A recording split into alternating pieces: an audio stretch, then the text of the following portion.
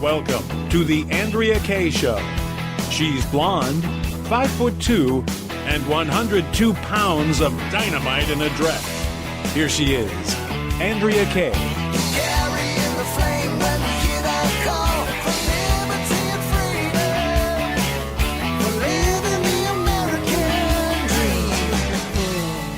Welcome to tonight's Andrea Kaye Show. Did you guys have a wonderful weekend?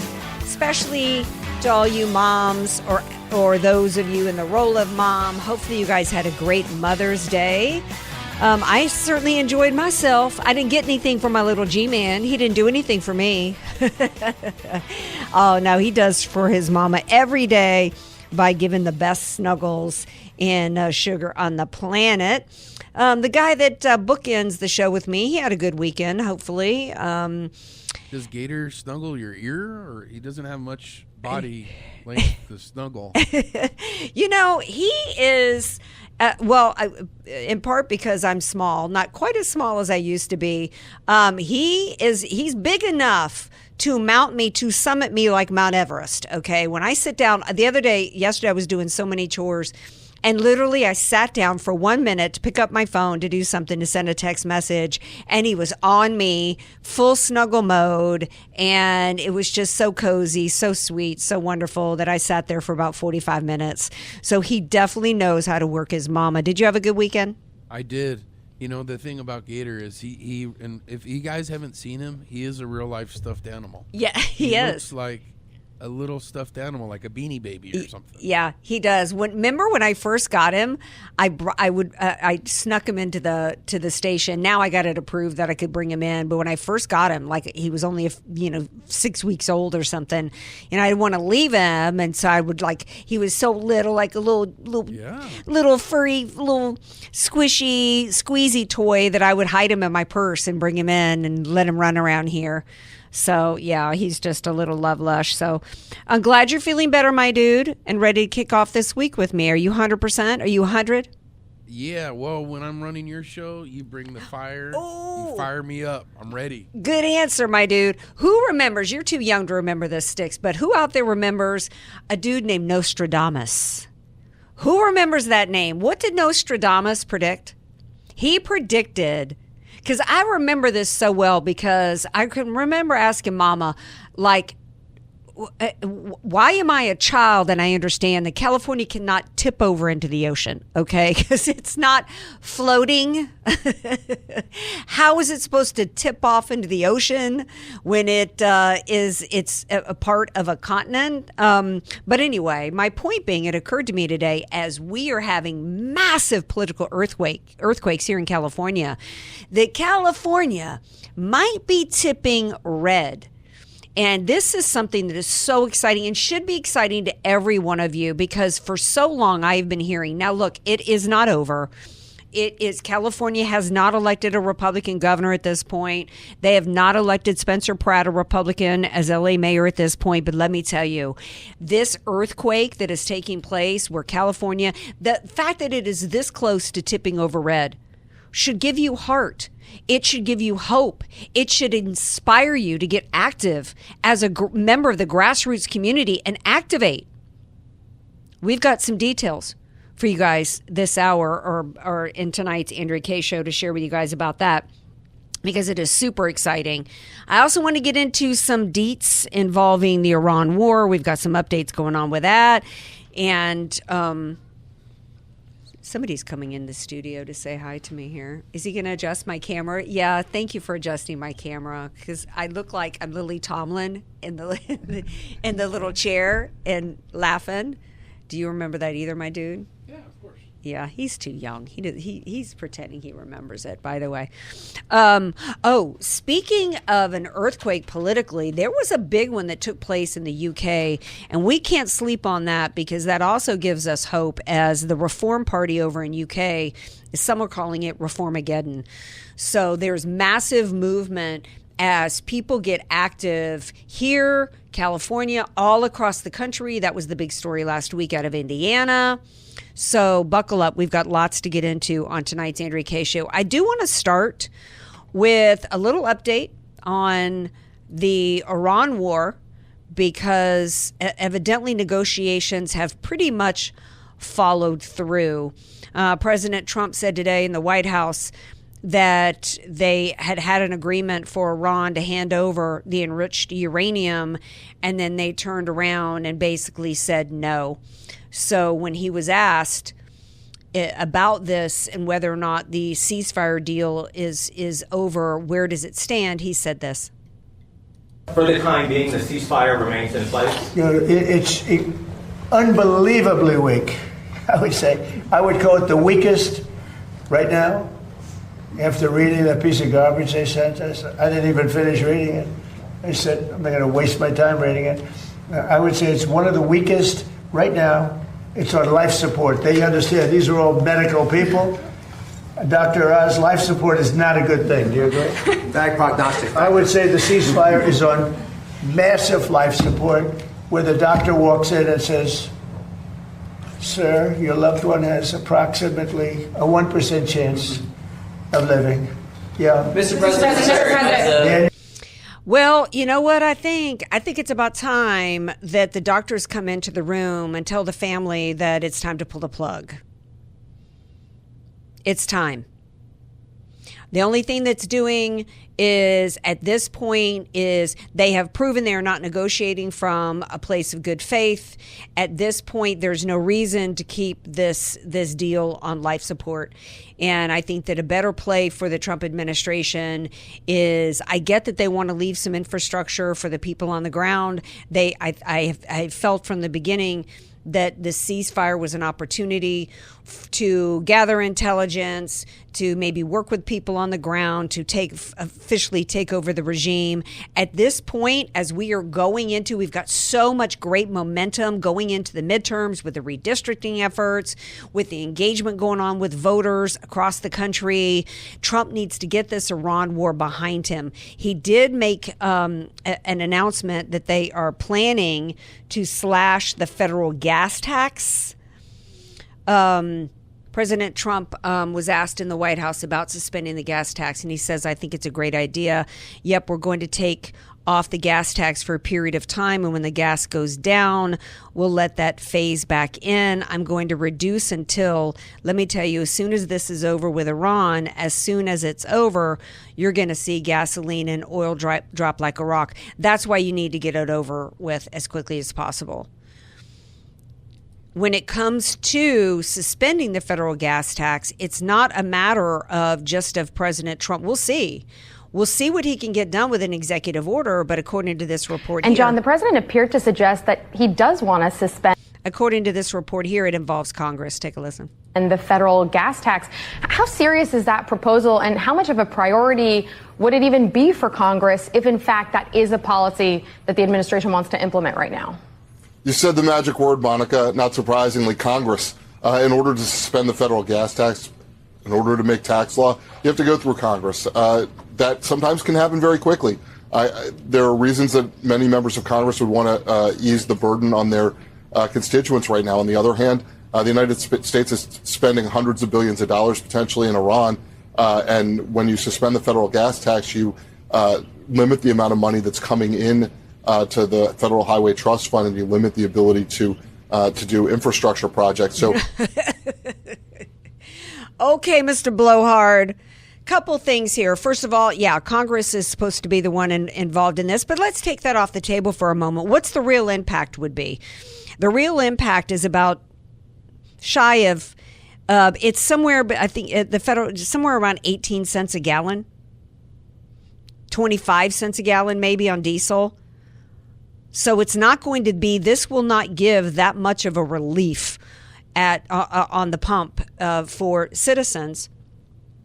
When it comes to, though, revenue and the cost of this war, do we really want to be lectured on any cost by anybody, Republican or Democrat, in terms of what this government is spending? Because, quite frankly, the only role of the U.S. government is our safety and our protection. It is not to fund all of this crap where all our money has been going that was discovered under Doge, that we're still paying for a lot of it. We're still paying for way too much. We still had the Republican Party fund, what, $50 million or $50 billion or whatever it was to go to Africa to fight their sexually transmitted disease issue. That still galls me. So no, this is not the solution. I think it's a feel-good measure. I think the solution is for Trump to go back to what was about a month ago, and he should have done it at that point, was the Iranians. He had said by Tuesday, it's going to be big day Tuesday. We're going to be bombing bridges. We're going to be bombing infrastructure. We're going to be bombing all this stuff that has been done in wars in the past. And then the 11th hour, the Iranians came in and said, oh, we want to negotiate. Here's a ceasefire. And including opening the Strait of Hormuz. They have violated that ceasefire every minute of the day in one way or another since. And they've made it very clear that they're not serious about giving up their nuclear ambitions. And if that's what this is all about, and they're not going to give up the enriched uranium, and you've already given them a deadline on it, we have a saying in my family, and it's talking about it and getting it done. Talking about it and getting it done. And that also includes conversations and statements that have to do. Look, I want to get this out of the way. I'm super excited about what's going on. So I don't mean to be, it may sound like I started with all this enthusiasm. Now I'm busting the Trump administration. I've just, it's a mixed bag. Nothing is 100% perfect. Nothing's 100% wonderful. This is just me giving my analysis on some of the issues. Like President Trump said today, I was once hunted by the Democrats, but now I'm the hunter. This is interesting. I was hunted by some very bad people. Now I'm the hunter. It's much better when you're the hunter. But yes, it is. But is he hunting in the way we want him to hunt? These are bad people, and they'll give you no support at all, no matter how good it is. I mean, as an example, I don't know what the numbers are, but if we go to Congress to get something approved, which we get, but you can say that we're going to reduce drug prices by 80%, and we won't get one Democrat vote. Now, I'm not sure. Does that sound like hunting Democrats? I don't know. When I think of I was the hunted and now I'm the hunter, I think of things like what was going on in Merrick Garland's DOJ, weaponizing the government, or actually long before Merrick Garland's DOJ, we had Barack Hussein Obama orchestrating the control over our elections by weaponizing the government to illegally spy on the opposition party presidential candidate. We had Operation Crossfire Hurricane. We had the Russian collusion hoax, and on and on and on. Nobody's been held accountable for there. And Rand Paul is putting more and more increased pressure to hold Fraud Fauci accountable and have him prosecuted. We're going to talk about that after the break.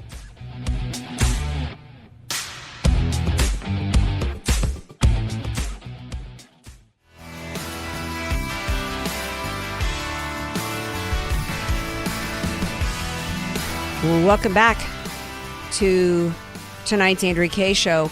Yeah, I'm not really interested in hearing the left yammer about the cost of the Iran war when the cost of what was done to individuals and businesses and lives, how many Americans died at the hands of Fraud Fauci and his NIH and his NIAID and his buddies at the Wuhan lab.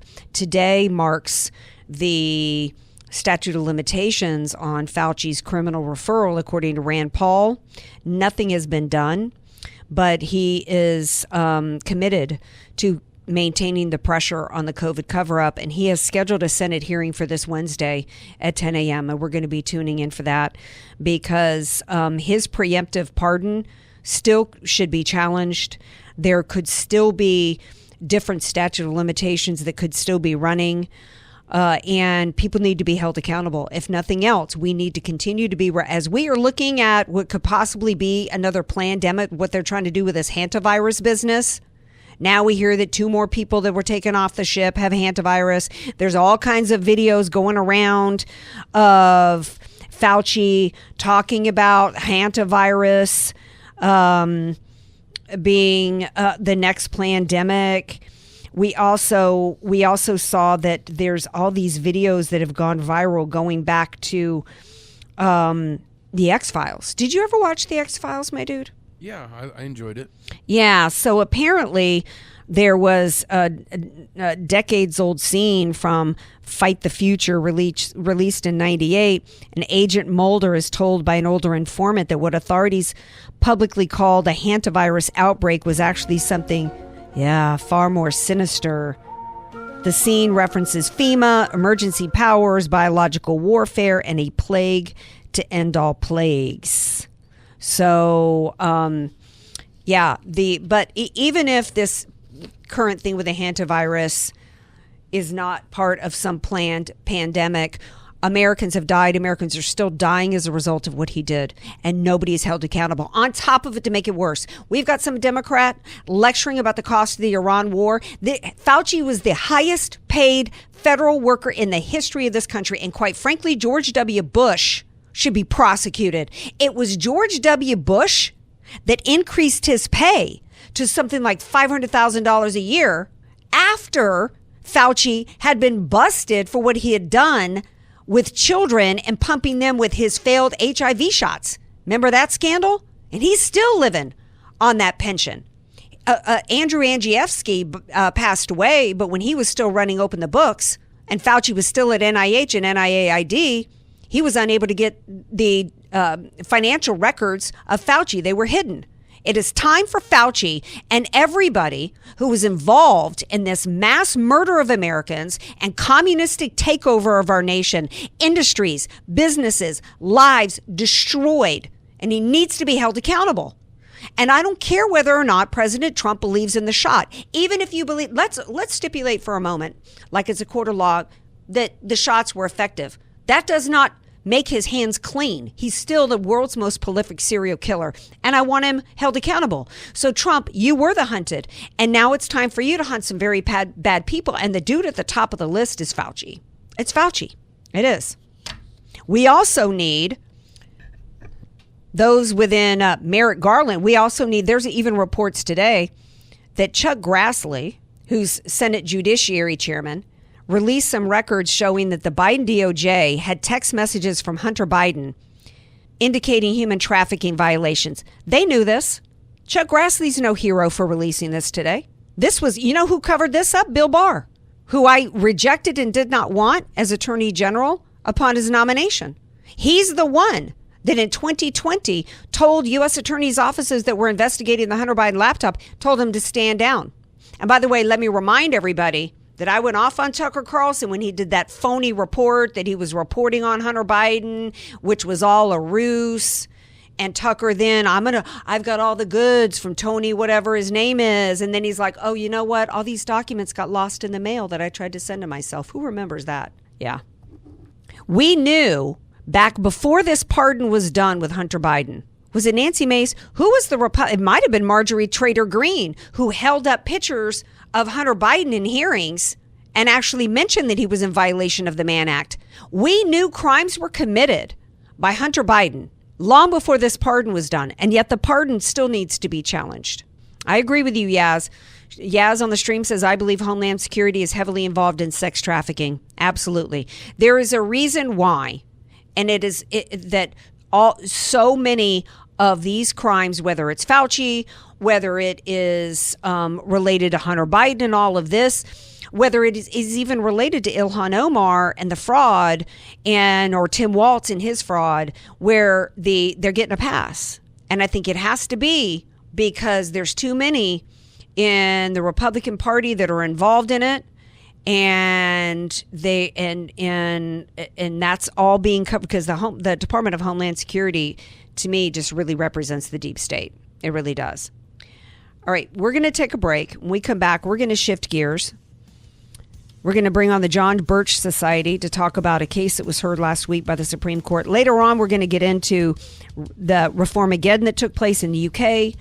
We've got to talk about Secretary of Transportation Duffy being under fire. So much more to get into. And the earthquake that might be tipping California red. Stay tuned. It's all coming up.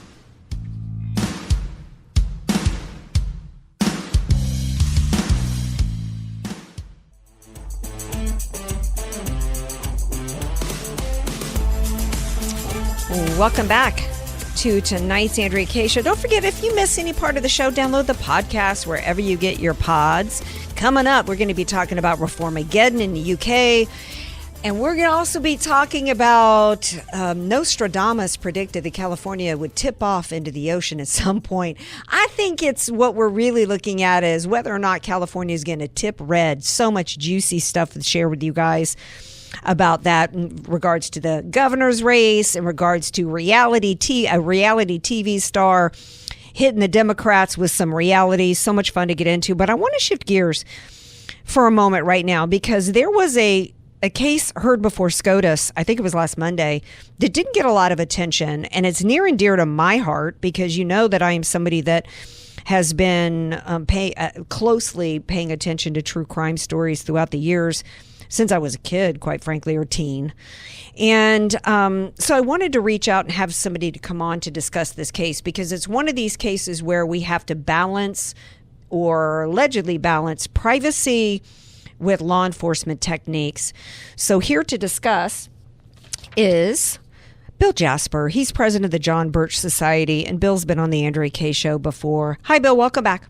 Well, thank you. Pleasure being here, Andrea. Okay, so SCOTUS heard arguments about something called geofencing, and geofencing really allows law enforcement to, like in the case of Nancy Drummond. I actually talked about this case about a month or so ago on my show because doing what I do, watching Dateline NBC, 48 Hours Mysteries in 2020 every weekend like I have since I was in high school, I saw this case about this woman named Nancy Drummond. And it was interesting because the case was almost exactly identical to Nancy Guthrie. And the way, in fact, this older gal, she goes missing, there's blood droplets, body's not there. How are they going to figure out what happened with Nancy Drummond? Long story short, Bill, they used a technique called geofencing where they drew an area around the farm and the property where Nancy Drummond lived. And through that, they were able to pinpoint through people's cell phones who was in the area. And that's how they ended up tracking down the painter who had been on the property and killed her. I thought it was an amazing tool. Why is it a problem that SCOTUS heard arguments about? Well, it is. It's one of those thorny things that presents a dilemma that the founders couldn't exactly envision, and but it is something that presents a problem both for law enforcement and for the private citizen.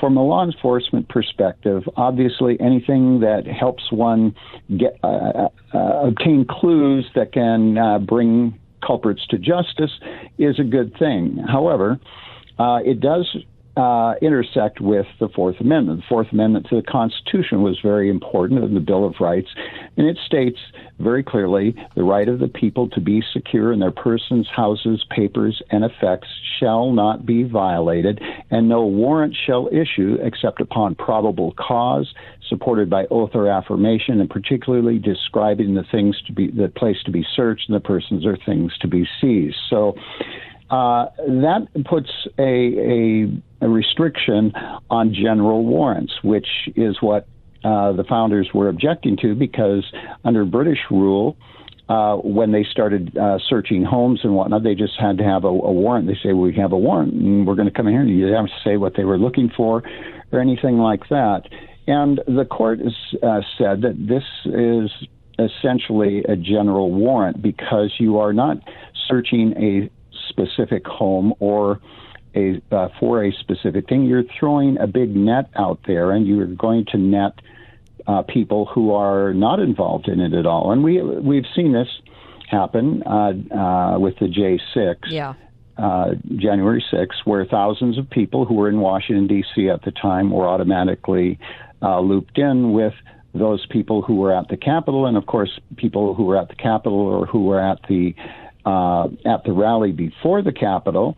The vast majority of them never did anything illegal. Many of them never even went to the Capitol, and many of those that went to the Capitol never went inside, and many of those that went inside never engaged in anything criminal. Well, but let me interject here, because here's where I think I start getting concerned about this, or not concerned so much as I think that using geofencing to see who, or using tactics to determine who was at the Capitol and therefore who went in, I don't think that's necessarily where the Jan 6 story went off the rails. And I think the Jan 6 story, from a law enforcement standpoint, went off the rails in terms of the way they were denied bail and the way that they were overcharged and other things. And I guess I'm concerned about geofencing being lumped in with a good law enforcement technique being lumped in to a situation where there was a much greater different areas in which people's constitutional rights were trampled. Does that make sense? And here's my questions for you from a legal standpoint. Yes, and I think that here's where it's a little bit concerning because, I'm president of the John Birch Society. I'm also senior editor of the New American Magazine, and we've covered which I love, by the way, enforcement issues. Well, thank you very much. And of course, one of our major programs for years has been SYLP, support your local police and keep them independent, because we recognize the attacks on the police have been unrelenting and have been very vicious and many times totally unjustified. So we support police, but we run into this balance trying to strike here. For instance, in my city where I live, there's a big push by the sheriff and the police to put in license plate readers on all of their vehicles. And a lot of constitutionally oriented citizens, myself included, are concerned about that. We should be able to. We have ubiquitous cameras all over the place now, traffic cameras, but this fits into the larger context of: are we becoming more of the surveillance society that we see in China with the social credit system, where every move you take, every breath you take is being monitored and surveilled. And so we have to look carefully at all of these things to see that, yes, while we support law enforcement and vigorous enforcement of the law, we also do not want to become a total surveillance state. Yeah, it's Orwellian state. Yeah, you had mentioned the cameras. That was one of my notes here, is that what's different between this geofencing, because the way the geofencing works is it basically goes to your location that you have, whether you can turn off your location through your phone, where because the geofencing works with them basically going to Google and saying, give me all the phones that were in this area. Well, you have to opt in basically to your location for that to work. So the cameras. Well, let me finish my question. So, like on the cameras, you're out in public and you're driving around. They go and they look at all the cameras to see who was driving by this crime scene in the middle of the night. What's the difference?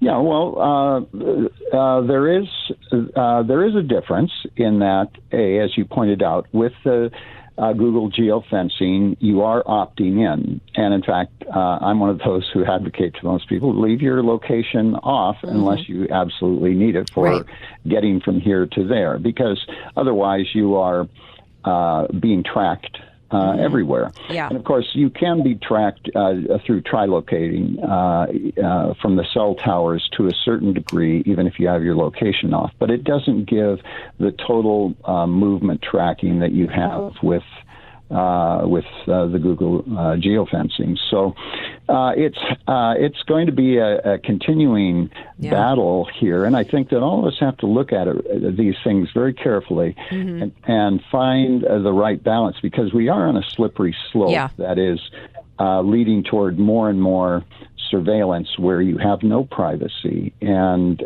we're becoming more accepting of that, because it's every app we download and what puts some kind of tracking on our phones, and it's one of the urge people to. Go ahead. No, I was just going to say, and that's why I wanted you on, because as much as I am somebody that likes, like in the case of this Nancy Drummond, they would not have found this painter, who then gave up the location of her body, had it not been for geofencing.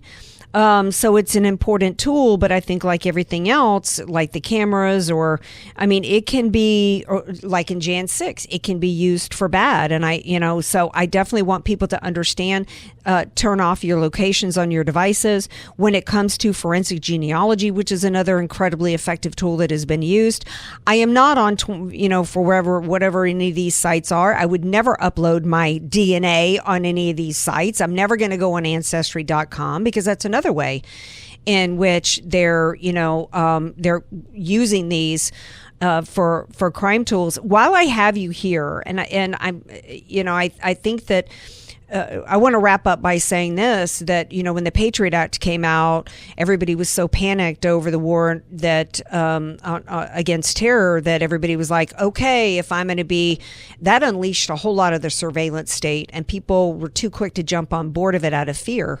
And that's part of why we're here. At the same token, these geofencing and forensic genealogy, there are some really effective tools that technology is giving us today. And so it is about finding a balance. And I'm open to you listeners sharing your thoughts on that with me. Email me at AndreaKShow.com. While I have you, and I'm not disagreeing with you, Bill, in terms of the threats to, from the surveillance state, but it's I don't know how we balance it, because I want to see murderers come to justice. Right, and that was, for instance, the impetus for a lot of people behind the Patriot Act, and we were. I've been writing about, and I was involved in putting together with Congressman Larry McDonald and Congressman John Ashbrook, clear back in the 1970s, the video documentary.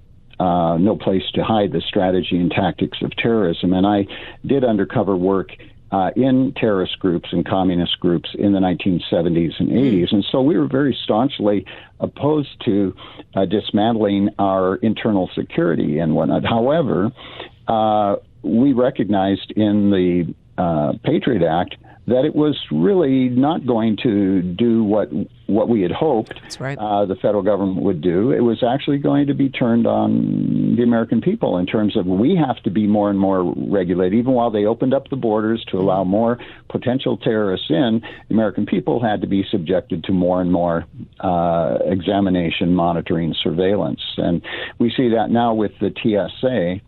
And with the Real ID that just was pushed through, we opposed that for many years. And then the big irony of it is here finally, after holding it off for 20 years, the Trump administration pushes it through. Yeah. And he's still pushing through. Airports. Yeah, he's still, excuse me for interrupting, he's still pushing through FISA. He wants FISA and these FISA courts to continue even after they were used and abused against him and against the American people. So, we supported Trump and we support him on a lot of things, but we're not blind followers. We say, no, exactly. This is a step too far. Yeah, exactly. We're out of time, Bill. Tell everybody how they can support and learn more about the John Birch Society. Very simple. It's jbs.org, and we have there the voting records. We're in voting season now. We have the voting records of all members of Congress and all state legislatures on our Freedom Index, so you don't have to just go by the rhetoric. You can go by the record at jbs.org or thenewamerican.com. Well, thank you so much for being here. I appreciate it. It's unfortunate. Yeah, it feels just like people needed to heed you back in the day, because it's really tough that once that toothpaste is out of the tube, once our freedoms are gone, it's really hard to get them back. Really, really hard. Yeah, history is catching up with us. Thank you so much. All right, thanks for having me. All right, guys, we're going to take a break. We'll be right back. Stay with me.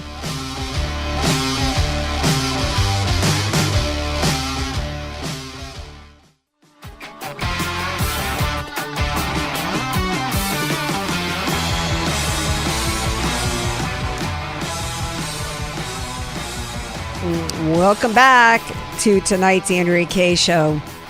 Let's wrap this hour with some good news, shall we? But before I move on, I want to hear from you guys on your thoughts on that last segment.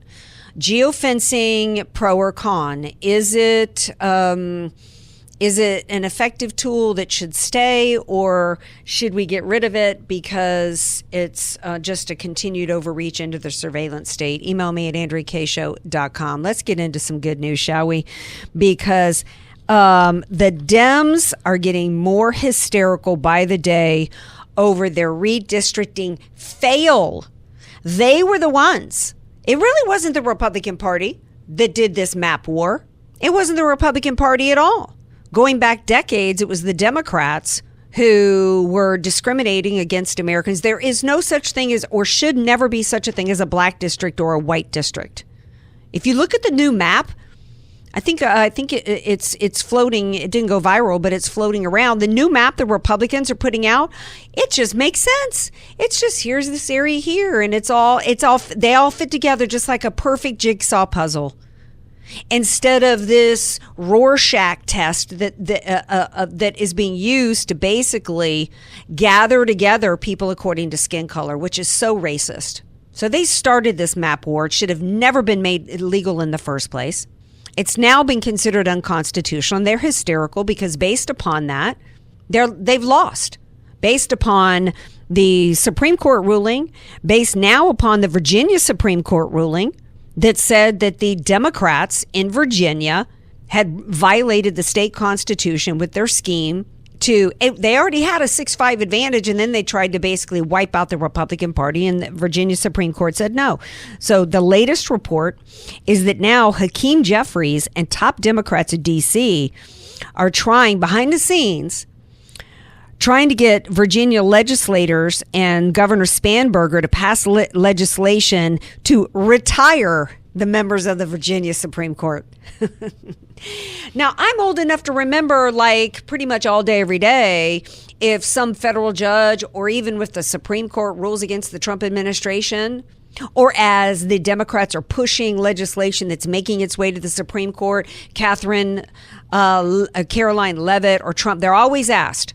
Pam Blondie was always asked, if the Supreme Court rules against Trump, is he going to respect the court? Well, the Democrats never respect the court. They use the courts to push through their Islamo-communist agenda on this country. And rogue judges are not being held accountable. Here we've got a Virginia Supreme Court that basically said your language that you used was misleading. Your process was unconstitutional according to your state's constitution. The legislature could try to change the state constitution with the people, but they don't want to do that. So now you got Sunny Hostin. Now it's looking like it's going to be 11 seats to the good for the Republican Party. Enter alleged attorney Sunny Hostin from one of the slob kebabs from The View. Take a listen to this. Yes. So you know what I think Democrats need to do? They need to go to New York and get those extra seats. They need to redistrict. They need to redistrict in a couple of states. In Illinois, New Jersey, Illinois, Maryland. Redistrict. Get your 10 to 20 seats. And then we will get the oversight that we do need, because the Republicans are not playing fair. And now... How are they not playing fair? How are they not playing fair? In fact, what did the Republicans do that cost you guys your scheme in Virginia? Nothing. It was the Supreme Court, the top court of the land, that interpreted the Constitution and said the gerrymandering that had been done in Louisiana and Alabama and the states, according to, and by the way, I don't even know if the Supreme Court would have even entered into the picture ruling the racial districting in the South unconstitutional if you Democrats had not tried to do a super black district in Louisiana. And by the way, the redistricting in Tennessee is going to result in a black congresswoman, and the Democrats are calling that racist. Of course, she would love the Democrats in Maryland and Illinois to go and redistrict. Right now, we are deep into the primary season. The midterms are coming up. There's very little they're going to be able to do. Speaking of rogue judges, though, did you guys see this judge, Rosie Speedlin Gonzalez? The name alone makes me giggle. Doesn't it make you giggle, Sticks? Sticks doesn't have much of a sense of humor today. I don't know why. He's lost his sense of humor. That made him laugh, though, when I just said that. If you saw this judge's picture, you might giggle, okay? Bexar County Court at Law Number 13, Judge Rosie Speedlin Gonzalez, the self-proclaimed first openly LGBT judge in the county, has been forced to resign in disgrace and accept a permanent lifetime disqualification from ever holding judicial office in the state of Texas again. Sister friend got bounced. She got smacked. According to the Texas State Commission on Judicial Conduct, Ms. or whatever this person is, Speedlin Gonzalez, who signed off on the deal on the 20th, is slinking off the bench effective immediately.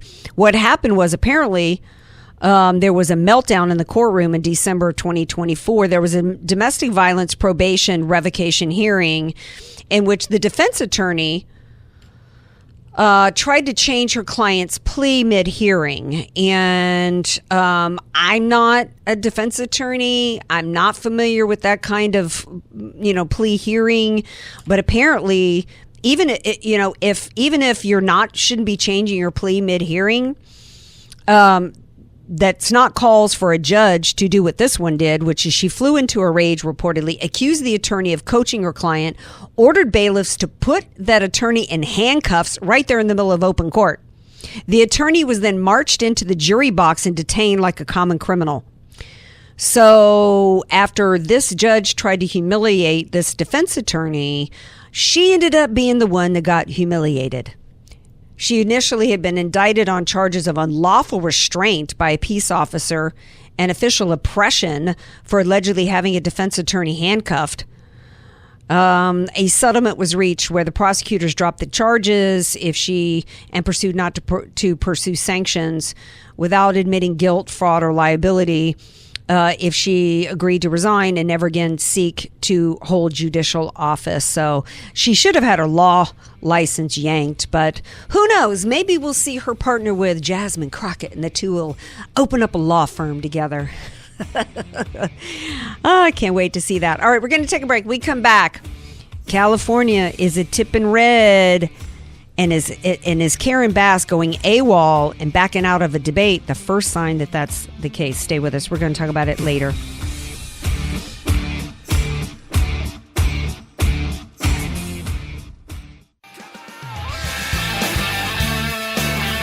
Welcome to the Andrea Kaye Show.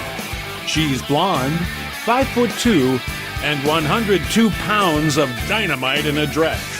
Here she is, Andrea Kaye.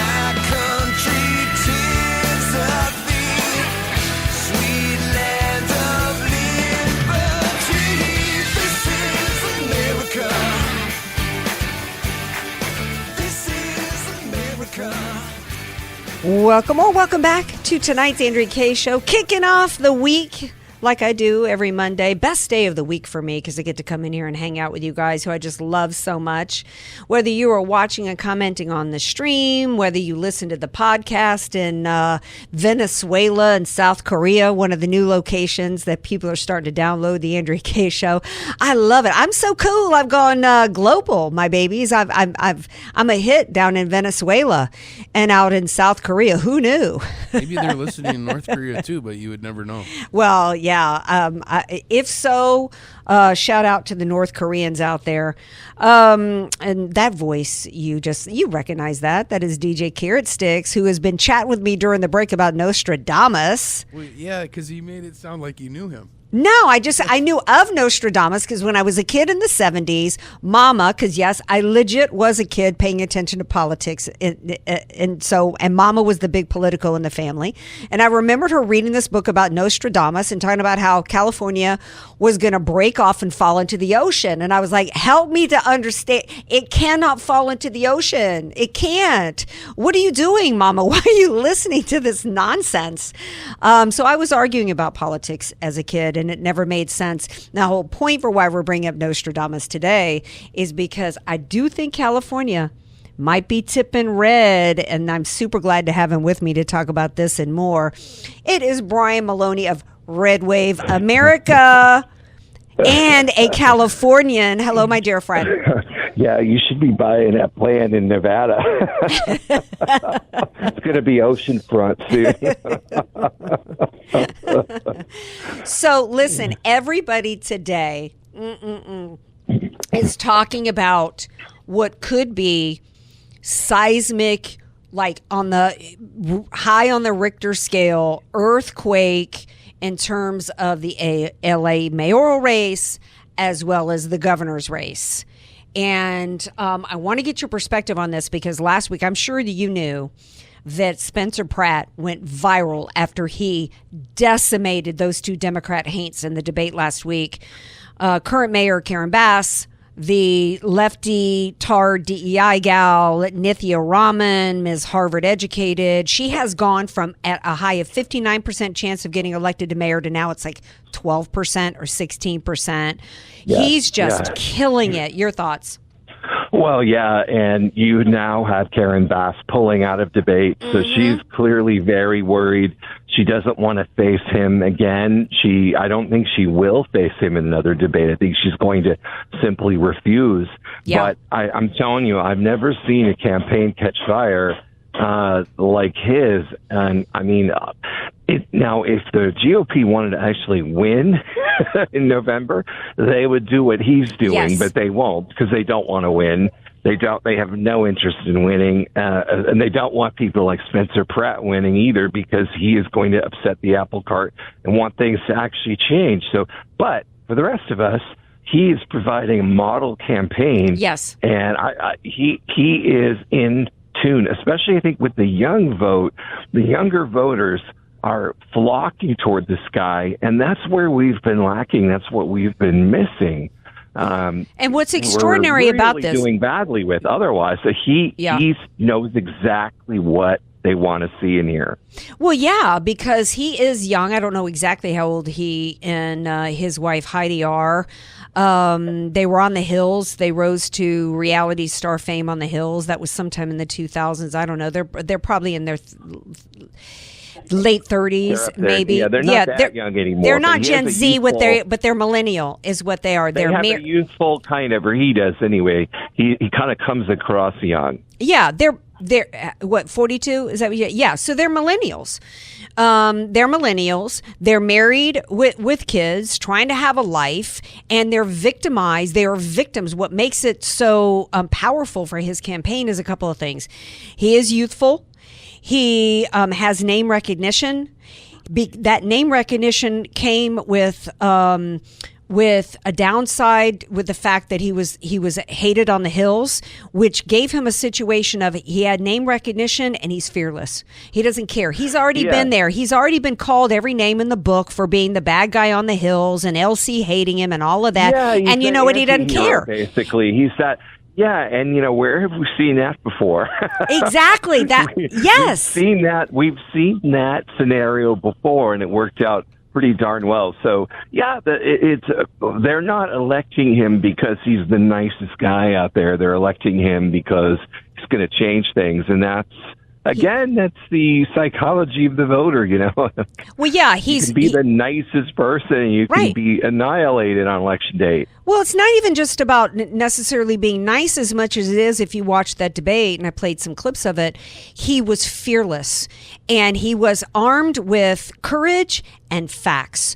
So for example, when the subject of homelessness came up, he hit Raman in particularly with facts and fearlessness. He's like, she wants to talk about how she cares about the homeless people and cares about the citizens. She wants to spend $400 million to provide beds for 1,000 homeless people. He's like, they don't want beds. They want fentanyl and they want meth. I mean, he's bold enough to speak that truth. He's like, I would invite her to go with me to downtown. She'll get stabbed in the neck. And it's like... and that ended up in his ad. Yeah. He ended up putting that quote in his ad. And his ads are incredible. His ads with these music videos and I'm sure it's all AI or whatever. I don't like AI very much, but they're making really good use of it in this particular campaign. Really good. And every clip that he puts out, every one of these ads, it goes viral immediately. It gets millions of views. I've been putting them up on my page, and they've been getting, 500,000 views just on mine. Yeah. So and let's I know talk. He's getting a lot more elsewhere. Yeah, and let's talk about the messaging. One of the things that he's done so brilliantly is focus on issues that who can argue safety?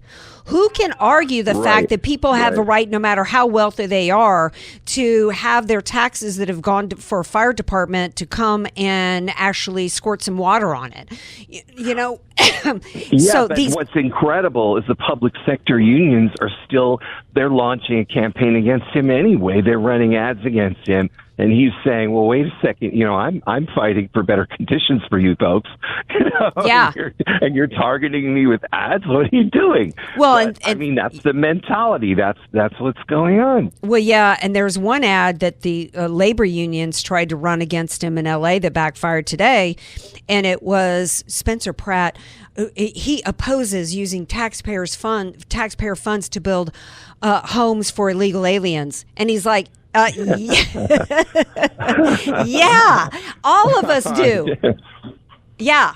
So it just shows how out of touch they are. Out of touch. Yeah. Another way that he's won, and which I wanted to pick your brain on, is after that debate, he had CBS, who fact-checked her in the debate. Actually, I know NBC did the debate. But anyway, his CBS comes out to do an interview with him at his trailer. It's over an hour long. Karen Bass, her team jumps in, obviously put the pressure on CBS, who then just narrowed it down to a 5-minute hit piece mocking him for being a reality TV star. He immediately goes to X, puts out a video, calls him out on it, accuses CBS of election interfering, and demands that they release the entire interview of over an hour, and they did. Yeah, so he's not one big story here that nobody else is really talking about is media and how he's not allowing them to play their game. Speak to that.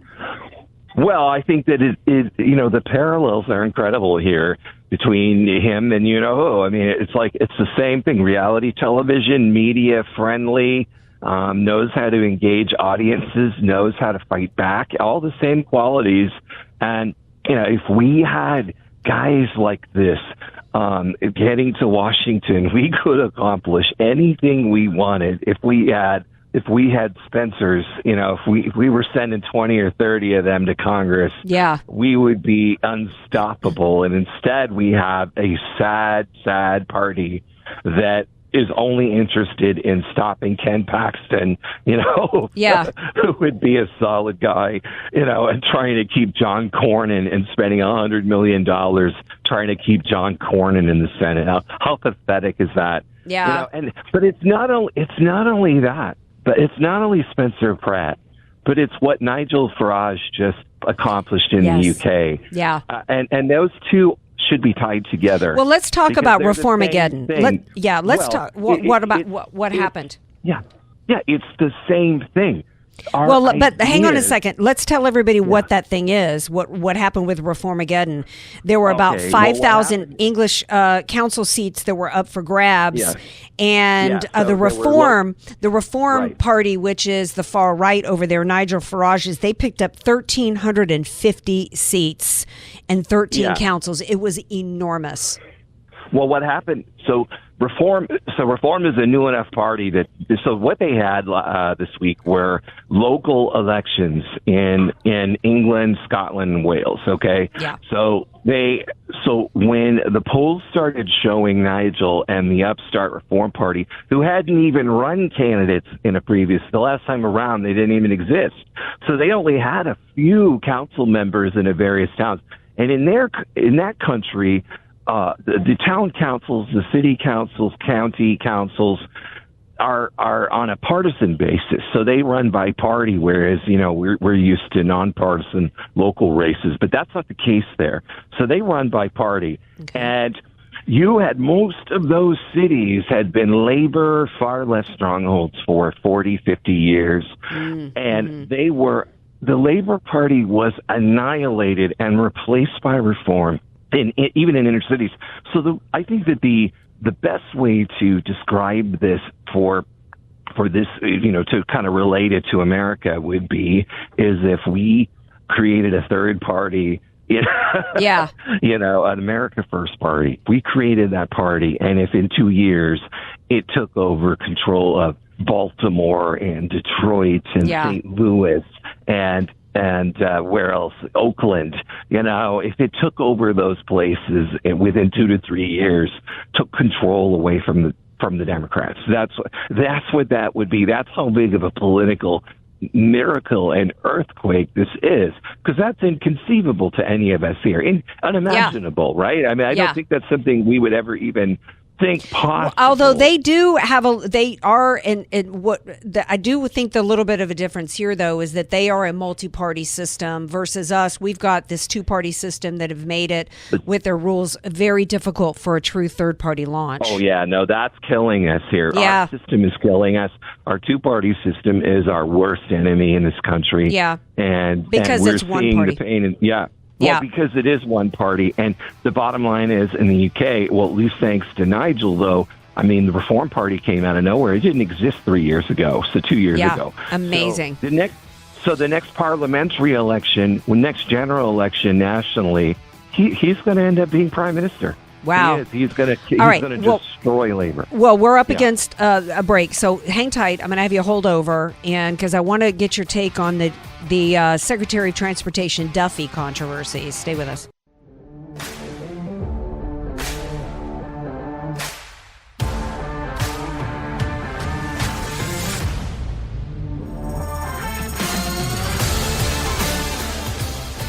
Welcome back to tonight's Andrea Kaye Show, continuing our discussion with Brian Maloney of Red Wave America. So I'm not sure if you've even heard of this alleged controversy with Secretary of Transportation Sean Duffy, but apparently he's under fire today because he and Rachel, his wife, Rachel Campos Duffy, who they met during Road Rules back in the day, have participated in a 5-part reality series set to air on YouTube in conjunction with the 250th anniversary. It's called The Great American Road Trip, and it follows Duffy as he and his wife and their kids, go across the country. The trailer says the motto is to love America is to see America. It's more than a road trip. It's a civic experience, on and on and on. Well, he's under fire for it by the left, saying it's out of touch and tone deaf right now because Americans are struggling to pay for gas at the pump. What are your thoughts?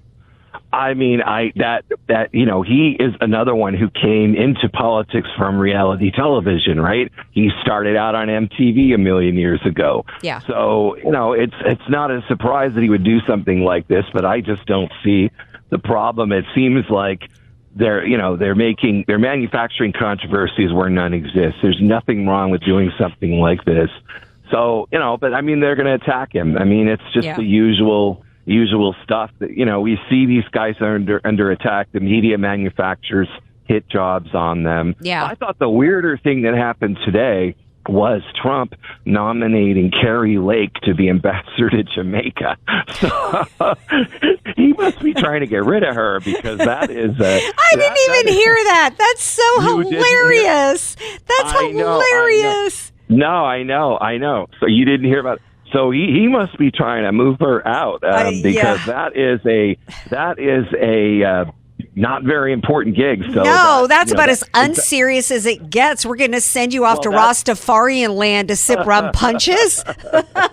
Well, I mean, we've had that. There hasn't even been a U.S. ambassador there for several years. So of course, I mean, what's there to do on 7 Mile Beach or whatever it is? I mean, well, that's.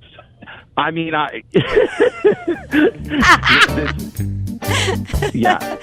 I've seen him do this to some people before, send them off to be ambassador to middle of nowhere. Yeah. Yeah. I mean, Kimberly Guilfoyle was sent off to Greece, which is, to help, help. I think she's having a good time. But, I used to, so when I was in a think tank, this clown that I worked for, this Brent Bozell character. Oh yeah. He who is odious.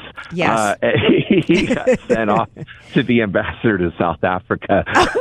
Oh my God, that's the worst job you could possibly. That's a bad one. He was one of the never Trumpers. He was one of the ones on that infamous National Review cover. Oh, Remember totally. that? Oh, yeah. Remember totally. that cover where about 12 or 15 of them signed, and it was in what was that, 2016? I think it was 2016. That infamous National Review cover. He was one of the signatories to that.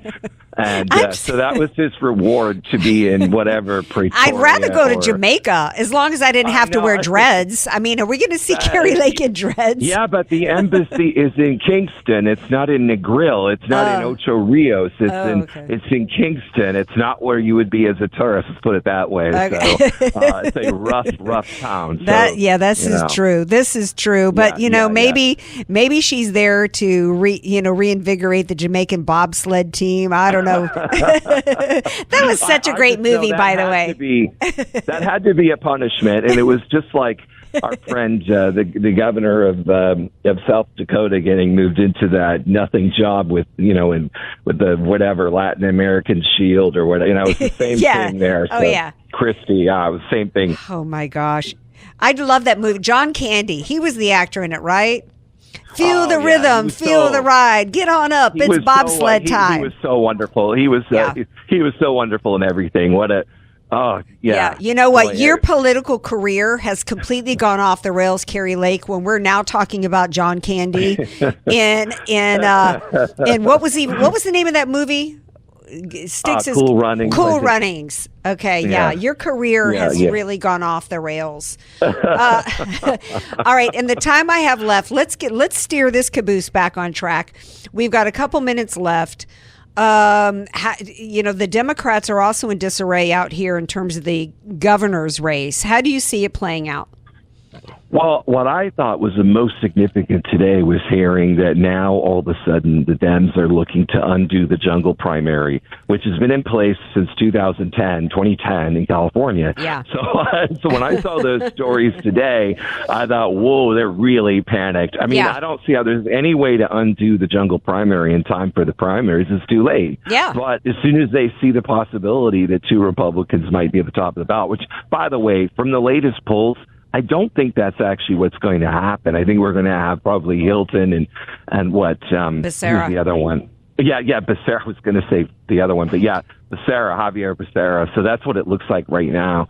So I don't think they have anything to worry about, but Hilton's going to give Becerra a run for the money going into November. And so we have this, I think I told you last week, we are doing billboards in California. We're going to be doing outdoor billboards in favor of this voter ID proposition that's going to be on the ballot. So we're already doing the designs right now. Ooh, great. And we're already raising. We already have had some donors come forward, but we need a lot more. We want to do these all up and down the state. And just go to our website at realamerica.vote. That's realamerica.vote. We'll have the info for you there on how to get involved. All right, Brian Maloney, thank you so much for being here, and thanks for the giggles. You bet. I'm picturing Carrie Lake in dreadlocks right now. Oh, wow, that's hilarious. All right, my dear. We'll talk at you later. Okay. All right, guys, we'll be right back.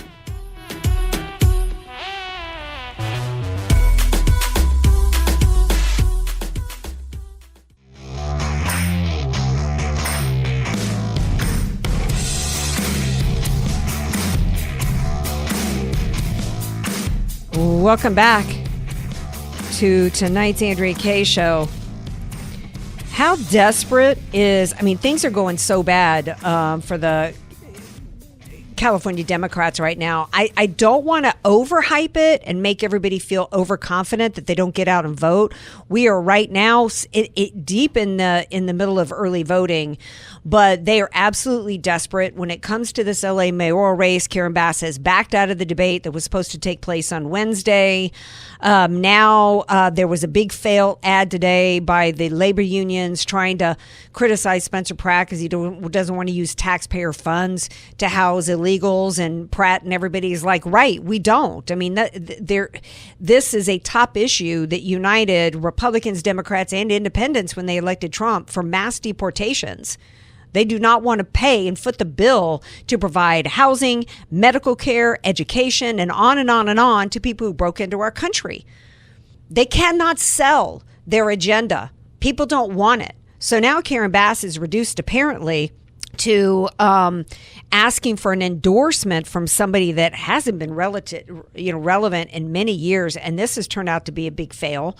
Magic Johnson. I was just thinking the other day, what happened to Magic Johnson? I can remember out here in San Diego many years ago when it was revealed that he had AIDS, and I remember at that time thinking that it was a death sentence. I would have never thought that Magic Johnson would be alive today.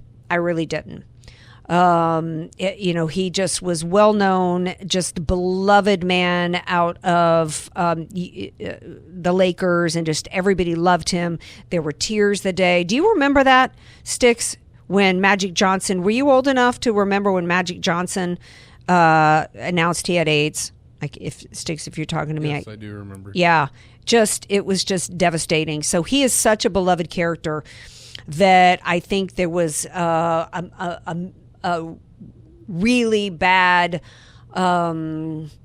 idea that because he's so beloved, that doing an ad of Magic Johnson gushing an endorsement of Karen Bass was going to work.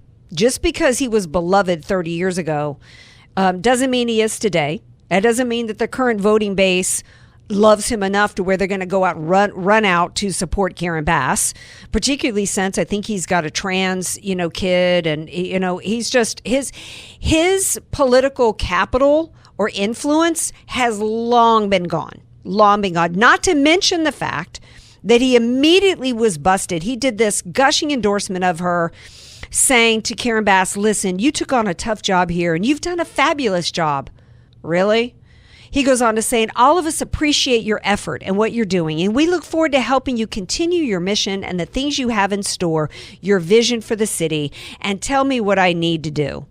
Well, the problem for Magic Johnson and for Karen Bass, it backfired in epic fashion, because apparently he lives in Beverly Park, which is a gated community inside of Beverly Hills, 90210.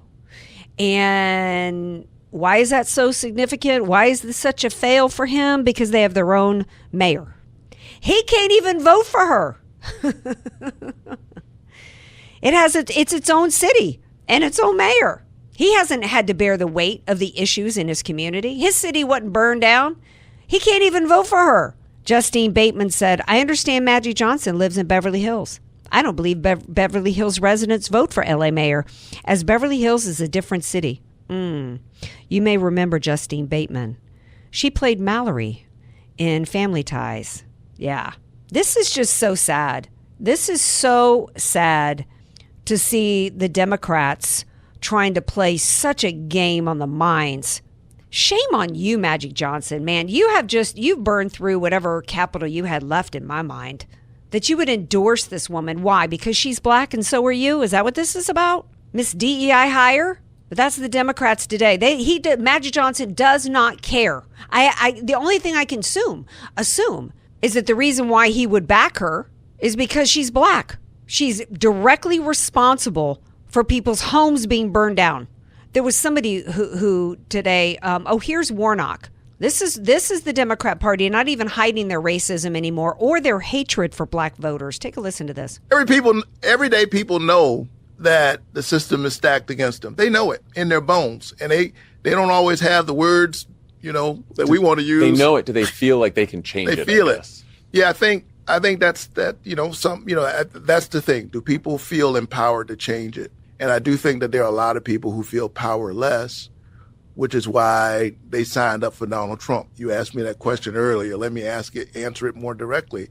I think that there are people, and I do think it's overstated. Donald Trump didn't have this whole huge slew of black men voting for them. I think part of that was a game they played during the election in 24. I think they were trying to create a permission structure, a bandwagon, so people would jump on it. But there were no overwhelming. It was one is too many, but there weren't an overwhelming number. One black man voting for Trump is too many. He said, they were trying to present some permission structure. Well, only you Democrats think that black voters have to get your permission for who they vote. You talking about how voters feel that they don't have any power? Well, they don't in your party, because you feel entitled to demand who they vote for and whether or not you give them permission to vote.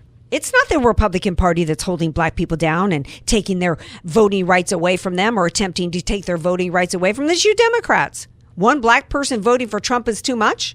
Trump is the one who funded historical black colleges and universities. Trump was the one who created opportunity zones and black neighborhoods. Trump is the one that provided the lowest level of unemployment in the black community, which was the greatest level of livelihood that blacks had ever seen.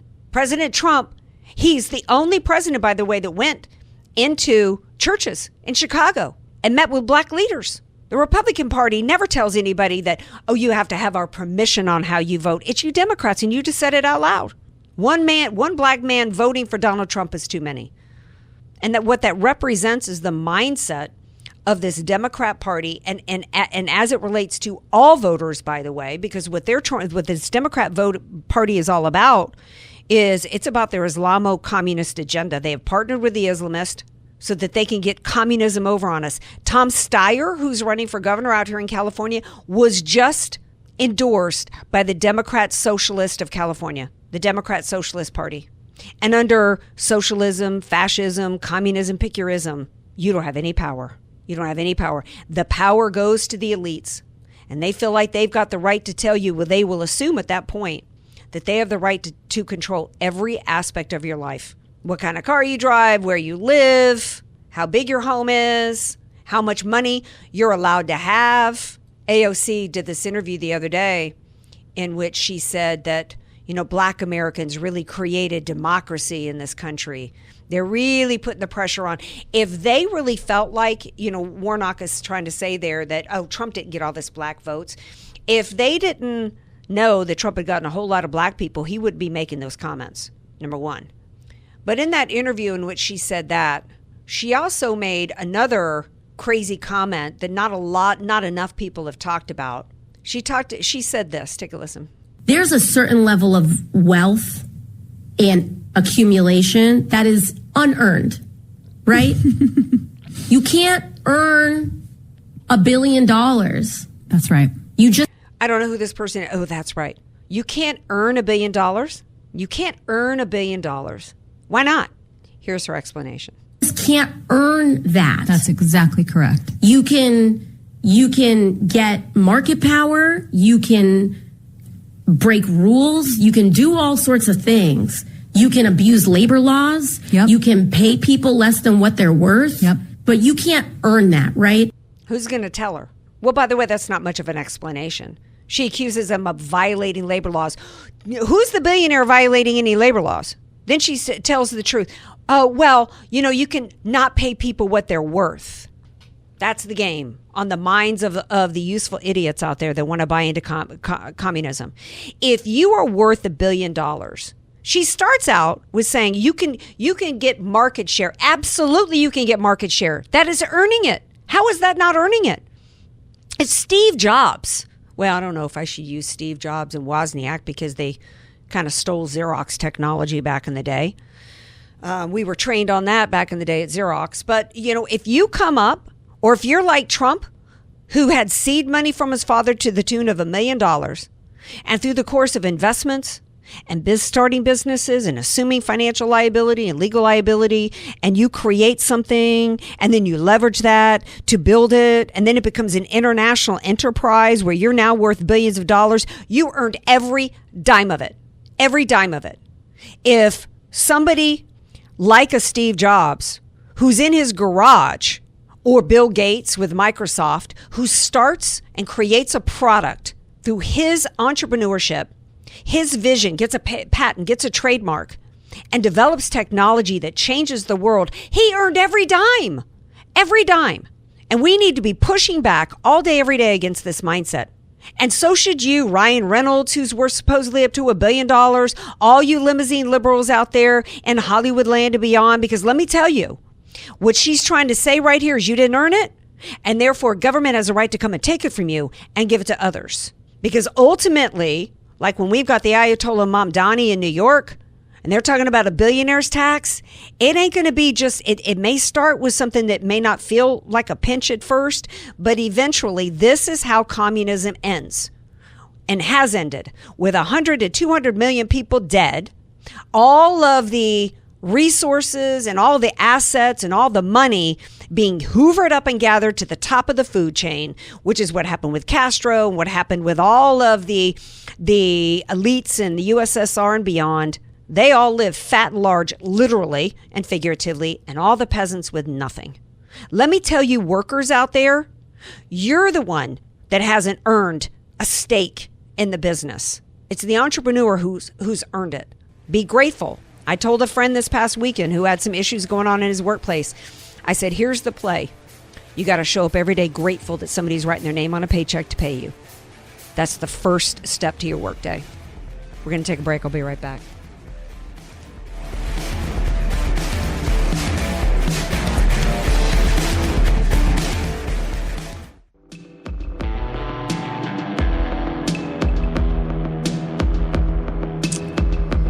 Welcome back to tonight's Andrea Kaye Show. So Tennessee, man, we got some heroes out of that state. So last week they did some redistricting that will result in a Republican, and Steve Cohen will be gone. And that was like in the spotlight last week. Everybody was talking about that. But apparently in April, according to the New York Post, those same Tennessee lawmakers decided to expunge the state of Pride Month in June. Yeah, because now everybody's talking about the June primary, particularly as it relates to California. But let me tell y'all, June is all. What's the big month of June? Well, it's actually become year-round Pride. It started out as Pride Day, then became Pride Week, and it's Pride Month, and it was all day, every day trying to shove that crap on us, right? Well, on April 16th, according to the New York Post, Tennessee lawmakers declared June Nuclear Family Month. The nuclear family, as the legislation states, quote, is God's perfect design for humanity and is aligned with the long-held traditional values of Tennessee. The family, they went on to clarify, the family consists of one husband, one wife, and any biological, adopted, or foster children. Huzzah. You can go and do whatever you want to do in your private life, but the government is not obligated to put a stamp of approval and validate whatever your choices are in your life. And this alphabet mafia movement has been a real key way to destroy the fabric of our nation. And Cajun Troop, I want to reach out, give you a shout out right now, because last week I saw that there was this push to get Scott Pressler to take over the RNC. And initially I was like, yes, this would be so great. This is what we need. And because I was just thinking in terms of his hard work and boots to the ground to register voters. And Cajun Troop was like, no, not good. Not a good move. And then I was like, that's right. And I took a step back and I'm like, Cajun Troop is so right, because the RNC is more than just registration efforts and get out the vote efforts. It also was about the party platform and what we stand for. And I welcome anybody to come into the Republican Party and vote with us. But what I'm not going to do is offer leadership, or can't offer leadership to somebody that violates. I have to vote as a biblical, vote my values and vote, which is to be a biblical voter. And that means I do not, just like I would have never when we had the governor recall in California and Caitlyn Jenner was running. A lot of people thought, oh, that would just be the smartest thing for us. You know, it would really put the Democrats on their heels if the Republican Party put in a transgender governor. No. Caitlyn Jenner, if Caitlyn Jenner wants to advocate for good fiscal policy, wants to advocate for whatever and vote Republican and support Republican causes, great. But I'm not going to back that person as a leader. I don't want leadership that violates our values, and particularly the fact that our values are rooted in Judeo-Christian principles and beliefs. So Cajun Troop says, might let him attend your church, though, but not going to let him teach your Sunday school class. Absolutely right. You can attend our church, but we're not going to put you in a leadership position. You're not going to serve as a deacon. You're not going to lead our party. And that's the difference. Because, for example, when I did that candidate forum where Caitlyn Jenner was running, I asked all of them. I said, I'm not going to ask you any questions about taxation and regulation because all Republicans want lower taxation and regulation. It's the cultural issues where we're getting killed because the Democrats' social issues are destroying us, the fabric of our nation, and destroying us fiscally. You cannot be fiscally conservative and socially liberal because it's the social policies that are killing us. So I asked everybody all the same questions related to social justice warrior issues. And in some areas, Caitlyn Jenner was more conservative than others. And that's why it's really important to ask these social justice warrior questions. But but I'm never going to back anybody who, like Caitlyn Jenner said, when it comes to transgenderism of children, parents should have a say. No parent should be hacking off or in any way, chemically or otherwise, mutilating their child's bodies and transitioning them. That is a crime against humanity, and I'm not going to support it. For example, I want to read a couple emails. David said, this has to do with me talking last week about health, because y'all know that I am loving Dr. Matthew Willis from Functional Health San Diego. I met up with him last week and just had a great conversation with him. He's absolutely wonderful. And he gets to the root cause of what's going on with your body. He doesn't just slap a Band-Aid on it by giving you a drug. He gets to the root cause. He does all this deep stuff. He looks at 200 biomarkers and comes up with a complete comprehensive plan for you. Advanced Functional Medicine. Go to advancedfunctionalmedicine.com. They do 200 biomarkers, and that's where you need to go. But in the course of talking about that, I talked about whether or not I couldn't get to 10,000 steps a day. I couldn't get to 10,000 steps a day. And so David was like, Andrea, I don't count steps, I count minutes.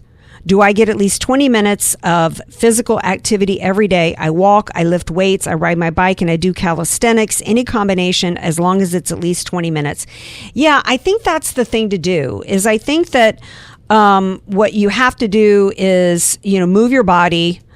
I think you need to move your body. I think you need to break a sweat if you can. I think for women, I think one of the things that we have to do is we have to focus also on strength training. We got to focus on strength training because that helps us avoid osteoporosis and all those kinds of issues. So, but anyway, you guys go to advancedfunctionalmedicine.com, advancedfunctionalmedicine.com. Go do an in-depth study of your body and then help him figure out maybe what your plan is for what you should do for your workouts, what you should do for any supplements, if anything, whether or not you should go on HRT, what you should do, and by the way, when you do this, when you go and you look at 200 biomarkers, you actually have a quicker result. A lot of people want to do this pharma thing, get a prescription because they think it's going to be a quick result. When you go deeper is actually when you get a quicker result because you're addressing the root causes of the issues. All right, so lecture over, and I will see you guys tomorrow.